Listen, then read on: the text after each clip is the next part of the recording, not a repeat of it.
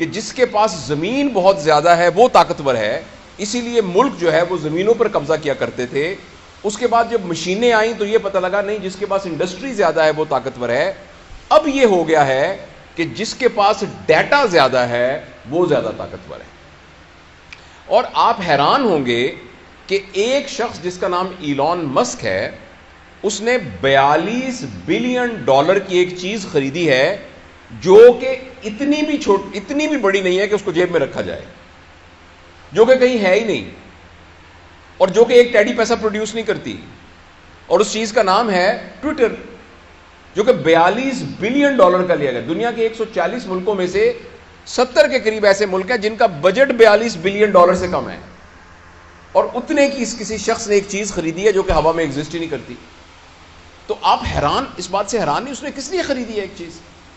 اور دوسرا، آپ سب اس بات پہ حیران ہوں گے کہ آپ پی ٹی سی ایل کا فون کرتے ہیں تو آپ کو پیسے دینے پڑتے ہیں، آپ کسی کو خط لکھیں تو آپ کو پیسے دینے پڑتے ہیں. یہ فیس بک مفت کیوں ہے؟ یہ واٹس ایپ کے اوپر ویڈیو کالز مفت کیوں ہیں؟ یہ آپ ہزاروں تصویریں بھیجیں، یہ مفت کیوں ہیں؟ اور جس بندے نے واٹس ایپ بنایا اس کے بلینز آف ڈالر خرچ ہوئے ہوئے، وہ پاگل ہے کہ ہم سب کو مفت دے رہا ہے. فیس بک مفت کیوں؟ اس لیے کہ اس بھٹی کا ایندھن میں اور آپ ہیں. میں اور آپ ان کو ڈیٹا پرووائڈ کر رہے ہیں ہر انڈیویجول کا، اور یہ ڈیٹا کیومولیٹ ہے. صرف ڈیٹا سے کچھ نہیں ہوتا، ساتھ ایک پیرالل جو کمپیوٹنگ پاور ہے وہ اتنی انٹینس ہو چکی ہے کہ جس کے نتیجے میں آرٹیفیشل انٹیلیجنس کی وجہ سے آپ کی ایک ایک بات ہر فرد کی ڈیٹا کی شکل کے اندر لوگوں کے پاس موجود ہے. اور جس کے پاس ڈیٹا زیادہ ہے اب وہ اس دنیا کو رول کرے گا. گوگل نام کی ایک کمپنی دنیا کے بہت زیادہ ملکوں سے زیادہ امیر ہے، اور گوگل کوئی ایک ٹچ بٹن، ایک سوئی، ایک دھاگا نہیں بناتی. پھر وہ دنیا کی کیوں امیر کمپنی ہے؟ اس لیے کہ اس کے پاس سب کچھ ڈیٹا ہے. لہٰذا پہلے جب انسان ایک ڈیوائن گائیڈنس کے ذریعے اپنی زندگی گزارتا تھا، پھر اس کے ذہن میں آیا کہ جو مجھے اچھا لگتا ہے میں نے ویسے زندگی گزارنی ہے. ابھی کچھ عرصے کے بعد ہمارے ہاتھ سے یہ پاور جانے والی ہے. اب الگوریدمز ڈیسائیڈ کریں گے کہ ہم نے کیا کرنا ہے. میں ملتان میں رہا ہوں بہت عرصہ، میں ابھی بھی ملتان میں جاتا ہوں تو مجھے گوگل میپ کھولنا پڑتا ہے ورنہ میں وہاں پہنچ نہیں سکتا. اسی طریقے سے کچھ عرصے کے بعد آپ نے کیا کھانا ہے اس کا فیصلہ فوڈ پانڈا کرے گا. آپ نے کون سی کتاب پڑھنی ہے اس کا فیصلہ امیزون کرے گا. اسی طرح آپ نے کس پارٹی کو ووٹ دینا ہے اس کا فیصلہ کوئی گوگل پالیٹکس فار ایگزامپل وہ کرے گا. اگر آپ مجھے اجازت دیں کہ آپ نے کون سا کیریئر اختیار کرنا ہے، آپ نے کس لڑکی کے ساتھ شادی کرنی ہے، آپ نے کس ملک میں سیٹل ہونا ہے. اچھا، اور کیوں؟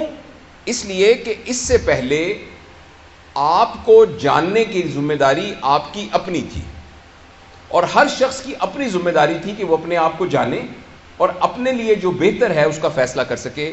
لیکن اب آپ کے اور میرے ساتھ کمپٹیشن ہے الگوریدمز کا اور ڈیٹا کا، اور اس الگوریدم اور اس ڈیٹا کے مقابلے میں یہ ہم سے جیت جائے گا. آپ نے جب فیس بک کھول کر آپ کی آنکھیں کی پیوپل ڈائلیٹ ہوئی تھی یا سکڑی تھی، آپ نے کون سی سائٹس پر زیادہ ہٹ کیا، کون سا رنگ آتا ہے تو جس کی وجہ سے آپ کے چہرے پر آپ کے جو فیشیل ایکسپریشنز ہیں وہ بہتر ہوتے ہیں، کن لوگوں کے اشتہار دیکھ کر آپ کو خوشی ہوتی ہے، کون سی سائٹس کو دیکھ کر آپ کو کیا ہوتا ہے، یہ سارا کا سارا انڈیویجول کا، اور جس کے نتیجے میں پھر ایک کنٹینیوس الگوریدم کے طور پر یہ تمام چیزیں ڈیٹا سٹور ہو گیا ہے. اس سٹور ہونے سے ہم سب کے ساتھ اب مقابلہ ہے الگوریدمز کا. الگوریدم کھڑا ہو کے بتا سکتا ہے کہ آپ اپنی صحت کے بارے میں صحیح فیصلہ نہیں کر سکتے، میں آپ کی صحت کے بارے میں صحیح فیصلہ کر سکتا ہوں. مجھے پتہ ہے آپ کے کھانے کا پیٹرن کیا ہے، کیونکہ ابھی کچھ لوگوں نے تصویریں جب کھانا اگر کھائیں گے تو کر کے فیس بک پہ لگا دی ہوں گی. آپ بالکل یہ مت سمجھیے کہ آپ نے آئس کریم کھاتے ہوئے جب تصویر کھنچوائی تھی وہ تصویر کچھ نہیں ہے. وہ تصویر ایک بٹ آف جگزا پزل ہے جس نے آپ کو ہیک کرنے والی اس پکچر کے اندر وہ موجود ہے. آپ نے کہا کہ میں آج فلانی جگہ پر دوستوں کے پاس پہنچ گیا، وہ ایک ایک چیز کمپیوٹنگ پروسیس میں سے گزر کے آرٹیفیشل انٹیلیجنس کے ذریعے سے الگوریدم کی شکل میں موجود ہے. اور کچھ عرصے کے بعد میں اور آپ اس قدر مجبور ہو جائیں گے کہ ہم الگوریدم کے غلام بن جائیں گے. یہ بات فکشن نہیں ہے. میں آپ کے ساتھ یہ بات بہت سیریسلی شیئر کرنا چاہتا ہوں. اگر اس سلسلے میں ہم نے فوری طور پر کچھ نہ کیا اور آپ سے میں بات اس لیے کر رہا ہوں کہ آپ پوٹینشیل پیرنٹس ہیں.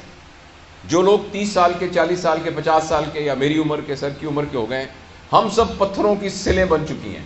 ہمارے اندر سے نیا مجسمہ تلاش کرنا بہت مشکل ہے. ہاں ہو سکتا ہے بہت ہماری رگڑائی کی جائے تو اندر سے مجسمہ تو ہر پتھر میں موجود ہوتا ہے، لیکن آپ وہ ہیں، آپ کے بارے میں بھی ابھی پریشانی ہے، کیونکہ اس ایج میں آپ کے آئیڈیاز بھی فکس ہو چکے ہیں، آپ کی ہیبٹس بھی. لیکن ایٹ لیسٹ ہم آپ کے اوپر یہ انویسٹ کر سکتے ہیں کہ جب آپ پیرنٹس بنیں گے اور آپ کی گود میں اللہ تعالیٰ اپنا شاہکار دے گا تو آپ کم از کم ان بچوں کی پیرنٹنگ کے اندر اس بات کو ذہن میں رکھیں گے کہ اگر آپ نے ان کو آرٹیفیشل انٹیلیجنس، سکرین سے ریلیٹڈ چیزوں کے ساتھ منیمم ٹچ نہ کیا اور ان کو نیچر سے دور رکھا، ان کو پلے گراؤنڈ سے دور رکھا، ان کو اپنے ریئل ریلیشنز کے ساتھ سے دور رکھا، ان کو مشقت کا عادی نہ بنایا اور ان کو سکرین کے ساتھ گلو کر دیا، تو مجھے اس بات کا بہت اندیشہ ہے کہ دنیا میں اتنے لالچی لوگ موجود ہیں کہ وہ ایک ایسی سائبر ورلڈ کریٹ کر دیں گے. آپ نے میٹا ورس کا نام سنا ہوگا. فیس بک کا نام اب فیس بک نہیں ہے، اس کا نام میٹا ورس ہے. آپ کے فیس سے جو کتابیں تیار ہونی تھیں، یہ اس کا پرپس تھا فیس بک کا. ہم سب کے فیس سے وہ کتابیں تیار ہو چکی ہیں. اب ایک نئی دنیا بن رہی ہے جس کا نام میٹا ورس ہے. میں نے اپنے چینل میں اس کے بارے میں تفصیل سے بات کی ہے. اور وہ میٹا ورس ایک سائبر ورلڈ ہے جس کے اندر آپ کمپیوٹر میں جائیں گے اور لائک اے ویڈیو گیم، فرض کریں آپ اس میں دبئی میں پہنچ جائیں گے.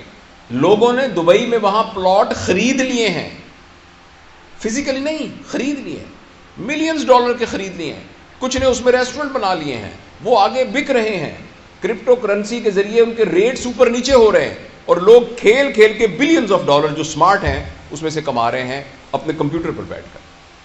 اب میں آپ سے آخری جو خطرناک بات شیئر کرنا چاہتا ہوں وہ یہ ہے کہ اگلے 10-15 سال کے اندر جو جاب مارکیٹ ہے وہ ٹوٹلی ڈسٹرب ہونے والی ہے. مجھے آپ یہ بتائیں کہ ایک آدمی بیٹھا ہوا ہے فزیشین اور وہ آ کے علاج کر رہا ہے، جنرل پریکٹس کر رہا ہے، الگوریدم اس سے زیادہ بہتر طریقے سے ڈائگنوز کر سکتا ہے. کیونکہ ہیومن ایرر اس کے اندر نہیں ہوگی اور آرٹیفیشل انٹیلیجنس اتنی ہو رہی ہے کہ ایکچولی شاید ہو سکتا ہے آپ ایک ایپ ڈاؤن لوڈ کر لیں اور اپنی 60-70% بیماریوں کا خود علاج کرنا شروع کر دیں لوگ، یا کہ کمپیوٹر ایکسپرٹ کے ذریعے سے علاج کرانا. آپ کو یہ بات انہونی لگ رہی ہوگی مگر یہ بات ہونے جا رہی ہے.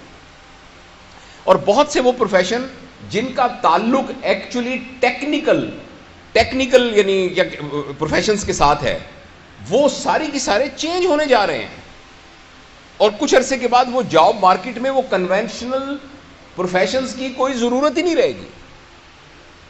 اور ایک آدمی ہے جس کا نام یووال نوآ ہرارے ہے، ہسٹورین ہے، اس نے اپنی مختلف 3-4 کتابیں اس کی بڑی مشہور، اس نے یہ کہا ہے کہ نہ صرف یہ کہ نئی جابز کریٹ ہوں گی، مگر نہ صرف یہ کہ پرانی جابز میں لوگ جاب لیس ہو جائیں گے بلکہ وہ جاب ایبل بھی نہیں رہیں گے، ریڈنڈنٹ ہو جائیں گے.